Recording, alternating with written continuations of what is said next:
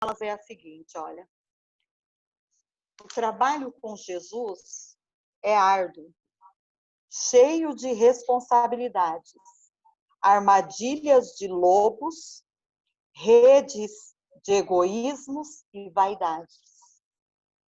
Aquele acha que é status, acolá, outro acha que é ouro escondido, e vós, o escolhido, será apontado, insultado e chorará por sentir-se sozinho. Mas vós estáis comigo, o Espírito de verdade, e realizarás muitas coisas em meu nome e com simplicidade. Mas ai de vós, orai e vigiai. Não espere louros nem aplausos. Laborai. Então, laborai quer dizer trabalhar, né? Então, isso é o que a espiritualidade pediu para falar. Eu coloquei para gravar, porque depois, se alguém quiser ouvir de novo, tá lá anotadinho, tá bom? Mas eu achei bem interessante, porque se Jesus pudesse conversar conosco, como diz o Giovanni, se Jesus pudesse falar diretamente conosco, né, porque nós somos tão pequenos para ouvi-lo, eu acho até que ele fala, mas a gente não escuta. A espiritualidade trouxe para nós uma fala que eu acho que é muito verdadeira, né? A gente tem que orar, vigiar, trabalhar mesmo, sem esperar nada em troca, sem esperar reconhecimento. Porque o verdadeiro trabalhador de Jesus vai sofrer muito, não vai ter nada de mão beijada. Se está tudo muito fácil, todo mundo aplaudindo, assusta que tem coisa errada, né? E é verdade mesmo, é isso mesmo, é dessa maneira. Não é? Dessa Você maneira. sabe muito bem que você passou por isso, né?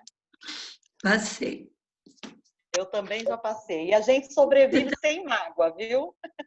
Não, sobrevive sem mágoa, Né? é emocionada. Emocionado, porque a gente sabe que isso vai acontecer, não é a última, não foi a primeira e nem vai ser a última. Não, Enquanto vai a gente vai trabalhar com Jesus, só que agora, por exemplo, eu estou falando para esse grupo que está iniciando, nós abrimos um centro que é novinho. Então, comadre não contou. dá para fechar a porta amanhã e falar assim, a Rose entrou com ideias inovadoras, estragou o grupo. É um grupo. Todo mundo está escutando a mesma coisa. Sabe o que é o trabalho com Jesus. Sabe que não pode ter vaidade. Sabe que como é que tem que agir. Então, o que a gente tem que fazer?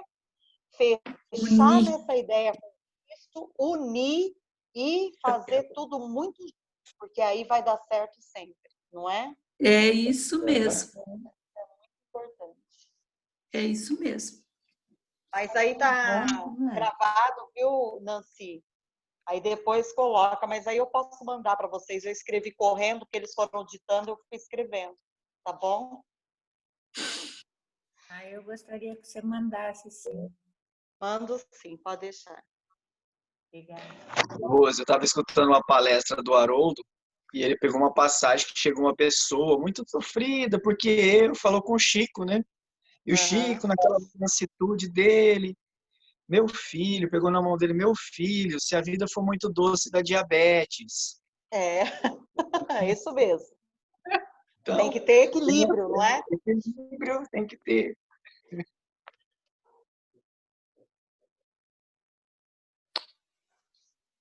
É isso mesmo, Márcio. Eu sei.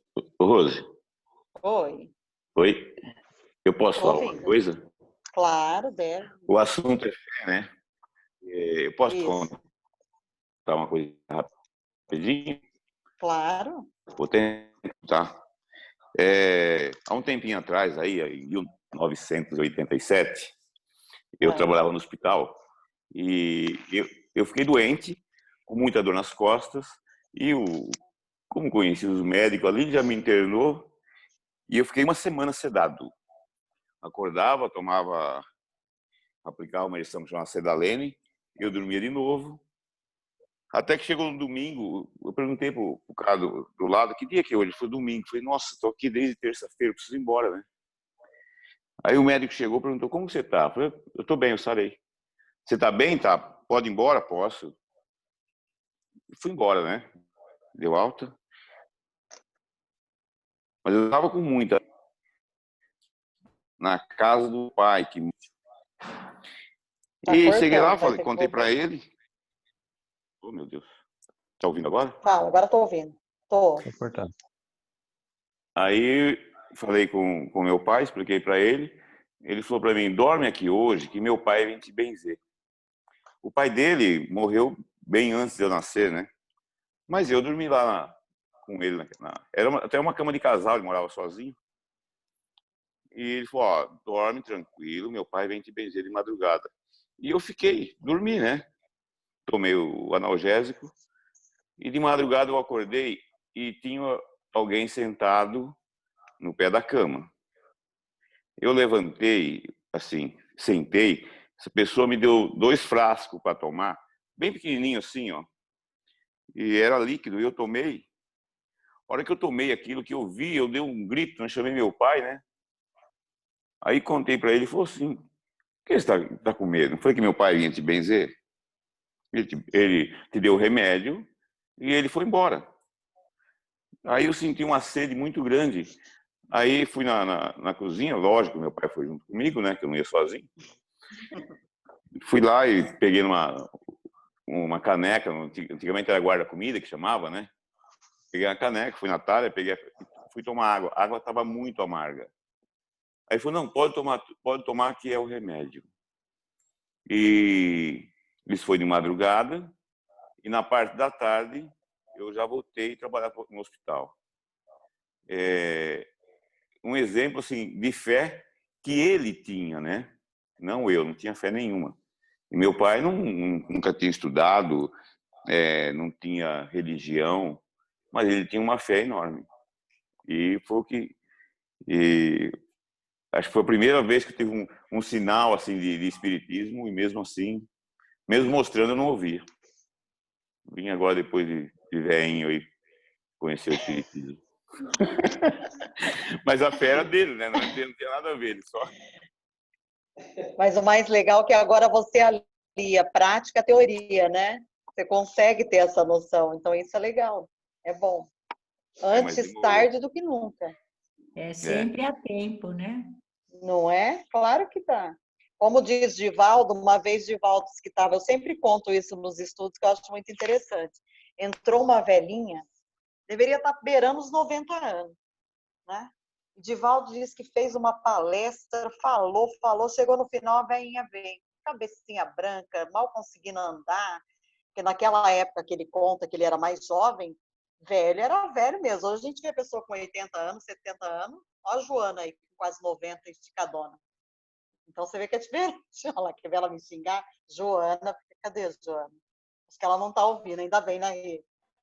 Ela saiu agorinha.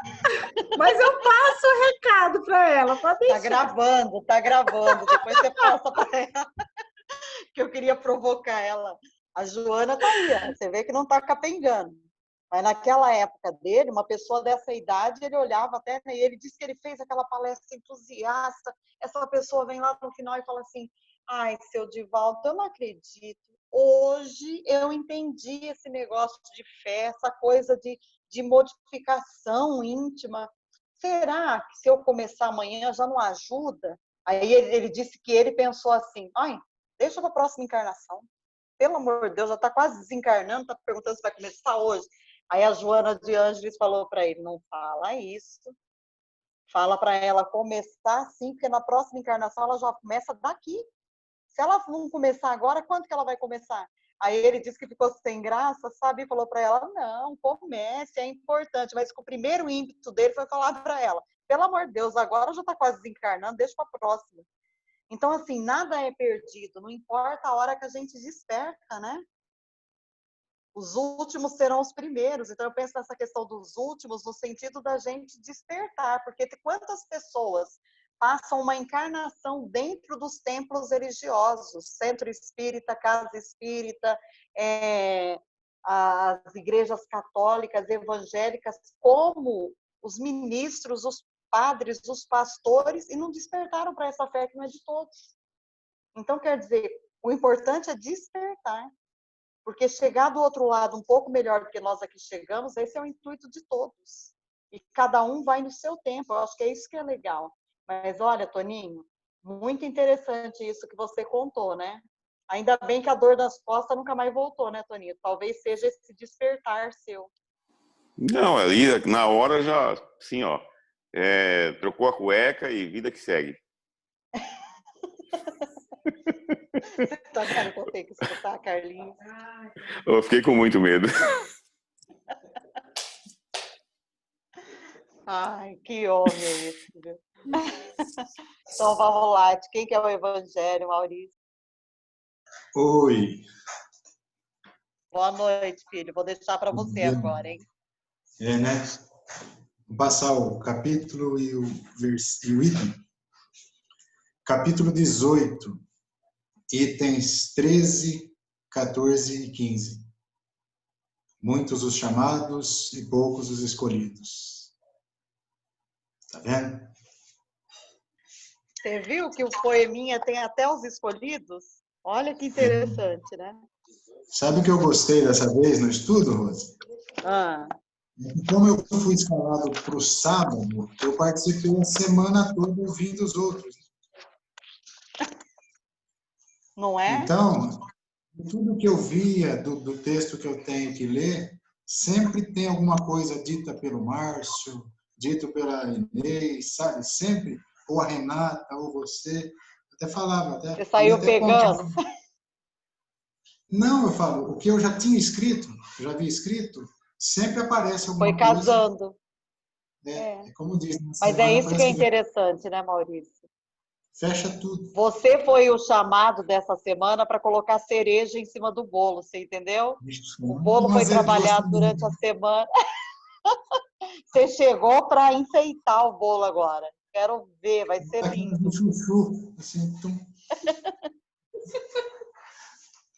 Eu posso começar ou aguardo um pouco? Então vamos lá. Instruções dos Espíritos, capítulo 18, item 13.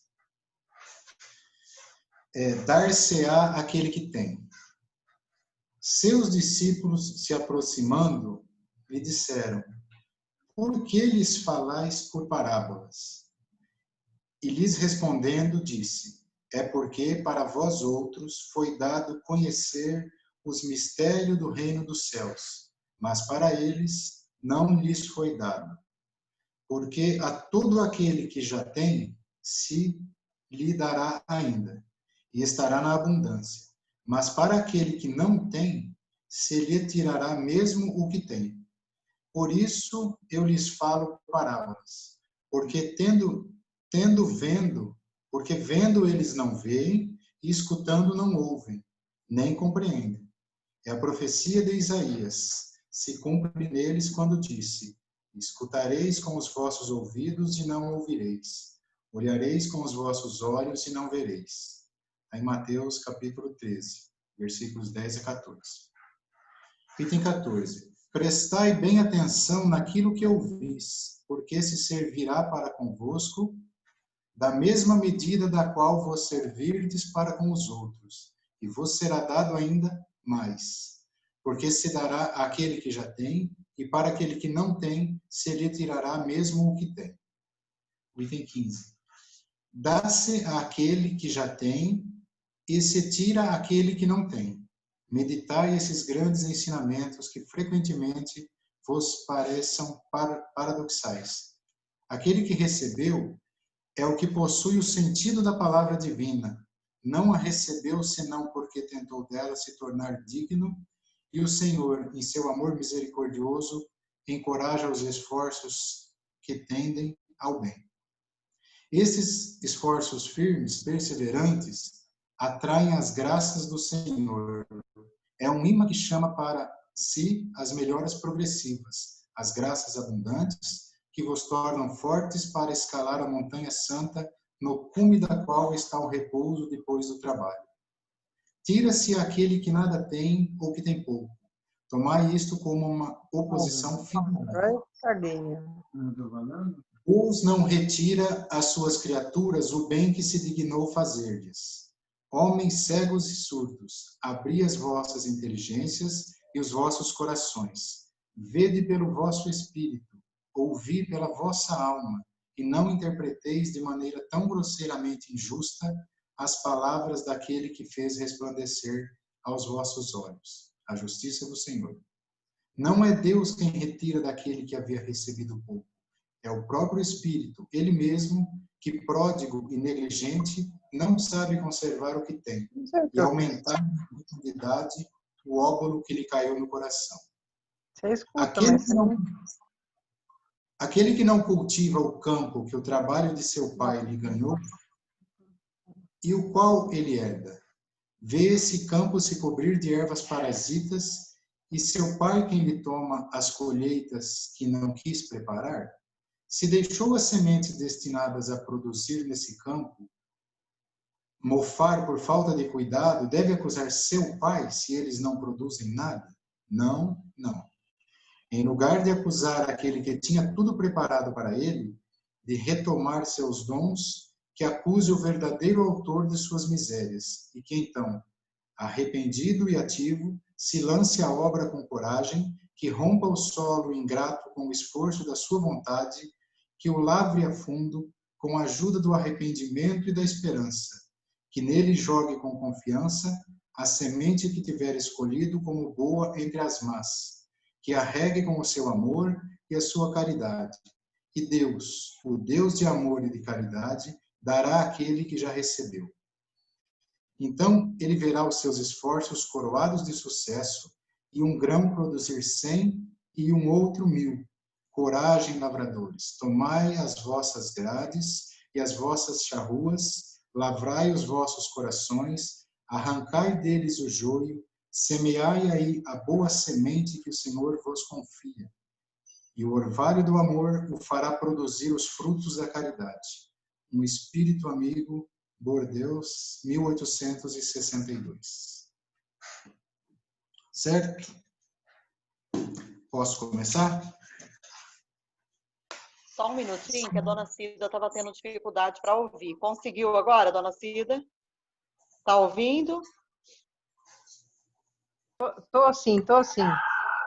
Ah, então tá bom. A senhora estava falando que não estava conseguindo, saiu, entrou, Não, agora eu apertei um botão errado aqui. Ah, então tá bom. Desculpa, viu? Então vamos ouvir a explicação do seu filhote agora. Então tá bom. Tá bom. Bom, eu anotei tudo para não deixar nada passar do que eu tinha pesquisado, tá, gente? Para que se fizesse entendido pelo povo da época, Jesus falava a eles por parábolas. Parábola significa narrativa alegórica que transmite uma mensagem indireta, por meio de comparação ou analogia. Assim, as pessoas da época que não tinham ainda a compreensão sobre a profundidade das palavras de Jesus, guardavam as histórias que eram baseadas nos costumes da época. Observemos nós que ainda hoje estamos tentando assimilar todo o conhecimento por trás de suas palavras. Agora eu vou falar que nem o Márcio, o Arthur Valadares também apareceu aqui. Em uma palestra do Arthur Valadares, que é O Homem Moral e o Homem Carnal, ele nos informa que no Evangelho de João, capítulos 14, 15 e 16, Jesus afirma que o Consolador não apenas relembraria os seus ensinos, mas os ampliaria. Porque muitas coisas ele tinha ainda para nos dizer, mas naquele momento não iríamos suportar. E ainda hoje, vemos como é difícil aceitarmos o que Jesus nos mostra, como o caminho a ser seguido. Isso também foi falado pela Rose, um puxão de orelha no início da semana, quando nos dizendo das mudanças interiores que temos que realizar para o caminhar com Jesus em sua plenitude. Nesse primeiro parágrafo, Jesus diz aos discípulos que a eles foi permitido conhecer os mistérios do reino dos céus. Eu entendo que essa permissão dita por Jesus é porque, embora sendo os discípulos pessoas com suas imperfeições, limitações, como nós também as temos, já tinham em si essa chama da busca pela melhora espiritual E Jesus, antevendo esse potencial, nos respondeu dessa forma. Então, a quem já tem, mais será dado. Esse a quem já tem é porque se esforçaram e buscaram esse conhecimento e assimilaram eles em suas vidas.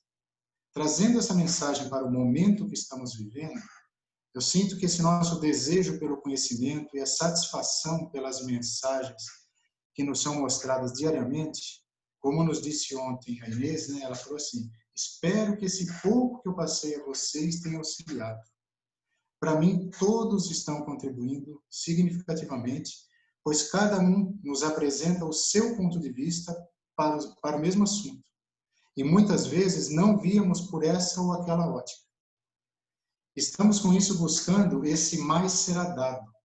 Percebo em mim que a espiritualidade amiga traz situações diversas de irmãos, passando por mais diversas situações de desespero, e como é bom quando a gente pode, no momento, ter a palavra correta ou a atenção necessária para abrandar essa situação em nosso irmão. Continuando. Eu me lembro da lição que tivemos sobre o cuidado com o elogio, mas a situação que vivo hoje é graças também a todos vocês que me presenteiam com novo olhar nas situações cotidianas. Em seguida, Jesus diz que aqueles que não têm, o que têm lhes será tirado. Entendo que Deus não tira nada de nós. Nós é que perdemos o pouco que temos por desinteresse em agregar conhecimento, por comodismo, ou mesmo por direcionarmos nossa energia em algo que nada agregue em nossa evolução espiritual. Seguindo a fala de Jesus, onde diz que vendo não enxergariam e ouvindo nada escutariam ou compreenderiam, esses são os que ainda estão estagnados na busca da luz interior e que passam por uma encarnação equivocados em seus valores e sem progresso na sua caminhada evolutiva. Ainda sobre essa frase, vejo que Deus não tira nada de nós, mas também não dá. Nós é que adquirimos as bênçãos em nossas vidas ou as dificuldades a serem transpostas através do nosso livre-arbítrio. No item 14 está lá escrito, tende muito cuidado com o que ouvis, porquanto usarão para convosco da mesma medida de que vos houver de servido para medir os outros, e ainda se vos acrescentará. Sobre esse parágrafo, do item 14, como estamos nos alimentando todos os dias desse banquete do Evangelho, se tivermos como exemplo, um simples exemplo, a conduta de julgar o nosso irmão? Estamos incorrendo em erro, e como temos o conhecimento dessa lei divina, devemos ser mais severamente julgados, embora não por Deus, mas por nossa própria consciência. Em contrapartida, se nosso julgamento for misericordioso, também seremos julgados com misericórdia. Então, meus queridos, a luz de Deus quer iluminar o que tem causado tamanha impaciência, falta de misericórdia, tanto egoísmo e vaidade dentro de nós. Basta ver que muitas vezes, isso foi a Eliane que disse nessa semana, sabemos ser bons e pacientes com as pessoas de fora, mas não conseguimos ser pacientes com os de dentro de nossa casa. Eu me enquadro nisso também. Isso é sinal de que tem uma lâmpada que está apagada dentro do nosso coração. A palavra de Deus quer acendê-la para que, com a medida da paciência, tratemos os nossos, então desse mesmo modo seremos tratados e alcançaremos a verdadeira paz de Jesus, que o mundo não tem e não pode nos dar. E para encerrar, eu peço licença a vocês, que eu vou ler um texto de Emmanuel, que está no Reformador de fevereiro de 1960, que foi psicografado por Chico Xavier em 22 de novembro de 1958 em Pedro Leopoldo. Aqui eu extraí a revista lá e tirei uma cópia dela. A quem mais tem? A quem mais ama, amor mais amplo. A quem mais despreza, mais se evita. A quem serve, maior auxílio. A quem desajuda, embaraço maior. A quem aprende, firme lição. A quem foge ao ensino, experiência mais dura. A quem trabalha, grande influência. A quem busque a preguiça, tédio maior. A quem ampara, vasto socorro. A quem prejudica, larga aflição. A quem perdoa, desculpa extensa. A quem critica, maior censura. A quem tenha razão, mais direito. A quem escasseie o direito, mais compromisso. A quem desanime, sombra envolvente. A quem persista, luz de esperança. De quem se lembra, memória pronta. A quem esquece, total ouvido. A quem adoça, mel na passagem. A quem amarga, fel no caminho. Quem planta, recolhe segundo a sementeira. Recebemos por isso em maior porção daquilo que mais dermos. Eis porque nos disse o Senhor: a quem mais tem, mais se lhe dará. Porquanto, de tudo que entregarmos à existência, receberemos de volta em medida cheia e recalcada. Então, isso é o que eu tirei da lição. Tá bom? Muito bom. Para quem não gostava de falar nada, né?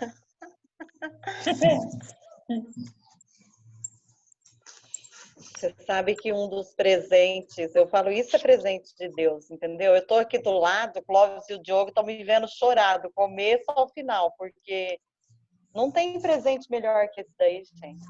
Sabe? A pessoa que falava assim, Maurício, vamos falar. Não, eu não falo não. Aí, de repente, você vê a pessoa transformando a nossa audição, o nosso olhar. Está gravado, Maurício. Agora eu vou espalhar isso para os 4 cantos. Cada amigo manda para toda a sua lista de transmissão e coloca assim, Maurício palestrando, viu, gente? Sobre muitos os chamados, poucos os escolhidos. Vocês mandam. Porque, Maurício, não dá mais para você dizer que eu vou cantar. Nem que for uma frase que você pegar, você tem como passar isso para as pessoas. E quando a gente começa a falar, a gente começa a viver.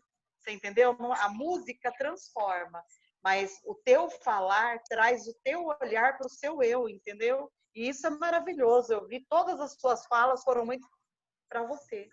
Muito Sim. voltadas para o teu entendimento, para o teu conhecimento, para aquilo que você está estudando. Isso é uma bênção. Você não tem noção que deleite. Pena daqueles que não puderam participar, mas estamos gravando, né? Para que as pessoas ouçam, porque vale muito a pena. Foi muito lindo. Eu não tenho nem o que comentar. Se alguém quiser falar, eu acho que é bem lindo, mas para mim está ótimo. Realmente a cereja do bolo. Não tem o que falar. A interpretação fechou. Não tem o que falar. Bom.